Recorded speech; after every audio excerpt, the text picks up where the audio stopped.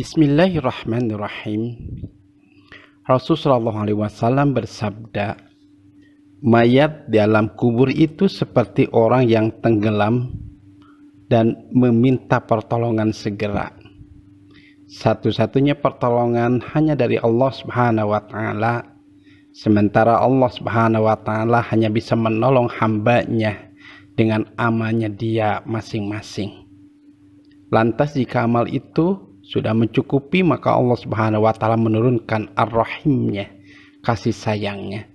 Artinya pondasi untuk mendapat pertolongan Allah Subhanahu wa Ta'ala itu adalah dengan amal.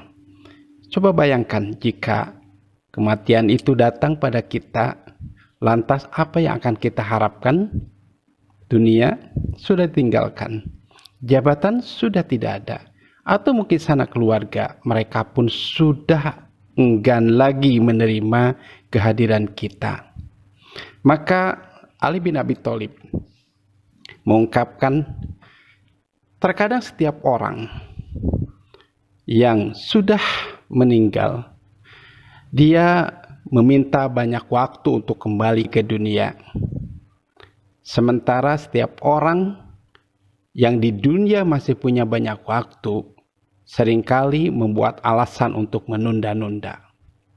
Allah Subhanahu wa Ta'ala dalam Al-Quran selalu memperingatkan bahwa hati-hatilah, bahwa akan datang suatu waktu masa di mana sudah tidak ada lagi waktu untuk beramal, tidak akan lagi diterima setiap apapun yang kebaikan yang kita lakukan, dan di sana tidak ada sogok menyogok dan tidak ada lagi wali atau yang membantu kita. Maka bagaimana jika ternyata pahala yang kita harapkan itu datang mengalir tanpa kita harus melakukan kebaikan atau amal lagi? Terbayang gak bagaimana bahagianya kita saat berada di alam barzah, di alam kubur, ternyata kita masih dapat aliran pahala yang melimpah dari apa yang pernah kita lakukan di alam dunia. Maka seorang muslim yang cerdas itu bukan hanya dia memikirkan atau melakukan amal yang produktif. Amal yang produktif itu adalah amal yang berpahala jika kita melakukannya. Contoh, sholat, ngaji Quran, atau datang ke majelis taklim. Maka pahala itu datang ketika kita melakukannya. Sementara amal pasif, atau mungkin dalam bisnis disebut passive income, dalam pahala berarti pasif pahala atau pasif amal adalah satu kali amal yang kita lakukan, tapi pahalanya akan terus kita dapatkan atau kita petik hingga nanti di akhirat atau saat kita mati, saat kita meninggal. Sungguh luar biasa jika kita mampu berinvestasi di amal. Sedikit yang kita lakukan, tapi pahala yang kita dapatkan terus mengalir. Rasulullah SAW dalam sebuah hadis riwayat muttafaq alaih dari Abu Hurairah mengungkapkan, idza matabnu adama in qata'a amaluhu illa min salasin shadaqatin jariyatin aw ilmin yuntafa'u bihi aw waladin sholihin yad'u lahu.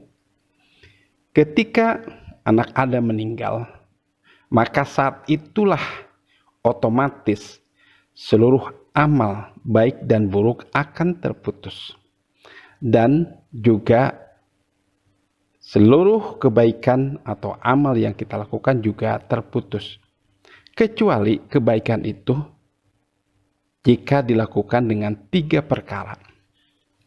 Yang pertama, sedekah jariyah, yaitu kita mengeluarkan sebagian harta yang kita hasilkan, mungkin untuk membangun madrasah, masjid, atau ikut membangun jalan, pengairan dan sebagainya. Maka selama masjid, madrasah atau jalan yang kita bangun digunakan untuk keperluan umum atau untuk keperluan ibadah, maka sampai hari kiamat pun jika itu masih dimanfaatkan, maka kita akan dapat aliran pahala sekalipun kita sudah meninggal. Masya Allah, luar biasa sekali. Yang kedua, au ilmin yuntafa'u bihi, yaitu ilmu yang dimanfaatkan. Rasulullah SAW bersabda, sebaik-baiknya orang adalah yang belajar Al-Quran kemudian mengajarkannya lagi. Itu adalah salah satu contoh. Kita mengajarkan, belajar Al-Quran kemudian mengajarkan lagi, itu adalah pembelajaran yang terbaik. Tapi tentu bukan itu saja. Kita mengajarkan seorang anak untuk bisa sholat, contoh. Maka jika kita mengajarkan sholat pada anak tersebut hingga si anak mampu menghafal bacaan sholat dan dia pun mengamalkan sholat seumur hidupnya, maka seumur hidup si anak itu kita akan dapat aliran pahala karena apa yang kita ajarkan pada anak tersebut. Andai saja anak itu mengajarkan kembali kepada banyak orang, maka kita pun akan dapat jariah atau bagian sebanyak orang yang pernah mengamalkan dari ilmu yang kita turunkan pada anak itu. Itu yang dinamakan dengan viralnya pahala yang akan kita terima nanti. Itu adalah ilmin yuntafa'u bihi, ilmu yang dimanfaatkan. Yang ketiga, awaladin sholihin yad'u lahu. Yang ketiga adalah anak soleh yang diantaranya akan selalu mendoakan. Kenapa anak soleh itu menjadi jariah bagi kita? Karena investasi kita mensolehkan anak itu, meluangkan waktu untuk mengajarkan ilmu, atau kita mengeluarkan sebagian harta untuk menyekolahkannya hingga anak itu soleh. Maka selama anak itu melakukan amal soleh, maka kita dapat bagian dari investasi yang kita lakukan hingga anak itu menjadi anak yang soleh. Di samping itu, andai dia anak yang luar biasa kesolehannya, maka insya Allah setiap doa akan dikabulkan oleh Allah Subhanahu wa Ta'ala, dan itu akan menjadi penyelamat kita andai kita merasa kekurangan pahala atau belum bisa selamat di akhirat nanti. Maka doa dari anak yang soleh itu insya Allah akan menyelamatkan kita. Lebih rinci lagi dalam Ibnu Majah, Rasulullah SAW mengungkapkan, inna mimma yalhaqul mu'min min ilmihi wa hasanatihi ba'dal maut. Sesungguhnya amal dan kebaikan yang akan mengalir bagi setiap muslim setelah meninggal nanti adalah, yang pertama, ilman allamahu wa nasaruhu, ilmu yang diajarkan dan disebarkannya. Ini seperti hadis dari muttafaq alaih tadi dari Abu Hurairah. Jadi ilmu yang diajarkan dan disebarkannya. Untuk era modern seperti sekarang ini, maka orang bisa melakukan banyak hal dari jariah amal dengan satu kali posting di YouTube, Instagram, Twitter, Facebook, atau mungkin di TikTok atau di Snack TV dan sebagainya. Maka selama video atau konten yang kita buat itu viral atau ada yang memetik manfaat dari konten itu, maka sebanyak itu pula kita akan mendapat pahala dari apa yang pernah kita sebarkan dari ilmu tersebut. Yang kedua, anak soleh yang ditinggalkannya, wa waladan solehan tarokahu, meninggalkan anak yang soleh, soleh dari hasil investasi kita menyekolahkan dan mengajarkannya. Maka ilmu atau materi yang kita investasikan sehingga anak itu menjadi soleh, maka selama anak itu melakukan kesolehan, kita pun akan dapat bagian dari hasil investasi kita menyolehkan anak tersebut. Kemudian yang keempat, au mushapan warasahu, atau mushaf yang diwariskannya. Mushaf dalam arti di sini adalah Al-Quran yang kita beli, yang kita cetak, kemudian disebarkan ke banyak orang. Kemudian disebarkan lagi ke banyak orang ilmunya, maka selama orang membaca mushaf tersebut, maka kita akan dapat bagian pahala dari investasi kita dalam pengadaan mushaf tersebut. Atau mungkin kita menulis buku yang berisi kebaikan atau sangat bermanfaat untuk khalayak ramai, maka selama buku itu dibaca, selama buku itu dimanfaatkan, maka kita akan mendapat aliran pahala dari hasil investasi kita menulis atau mencetak atau menyebarkan tulisan yang baik itu.